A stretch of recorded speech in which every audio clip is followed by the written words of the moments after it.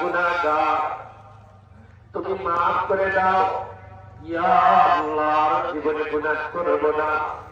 চোখের পানিগুলো ফেলে ফেলে যখন চাইতে লাগলো, রব্বে কায়নাতের রহমতে জুস মারা আরম্ভ করলো।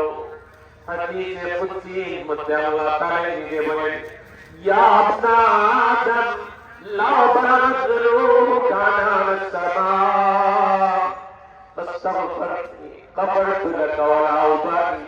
হে আদম সন্তান, তোমার গুনাহ যদি আকাশ পর্যন্ত হয়ে যায় আর তুমি যদি তওবার মতো তওবা করে নাও, গোলাম তোমার তওবা করতে দেরি হবে, আল্লাহ মাফ করতে দেরি হবে না। ওয়ালা উবালি, তোমার মধ্যে কি আছে আল্লাহ তাআলা এটা পরোই করবেন না, মাফ করবেন।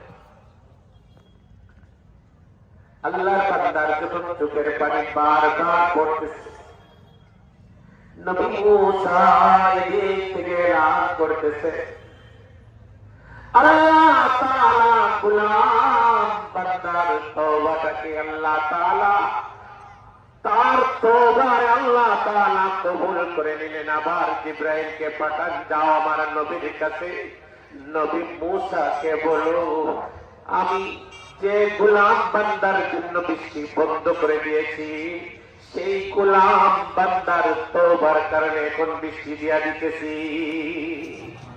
বৃষ্টি দিয়া हर खता पे शर्मसार हो मैं, अरे खुदाया गुनहगार हो मैं, जान कर भूल कर जो किया है पता मुझको उसकी सजा है। तेरे चौखट पे सर ना झुकाया, बस ज़माने को अपना बनाया। मोल छाए जिंदगी আমরা বানাইলাম, গোলাম যখন আল্লাহ তাআলার কাছে সব গুনাহের জন্য যখন শর্মিন্দগি হয়ে যাবে, আল্লাহ তাআলার রহমত ও জোশ মেরে দেয়।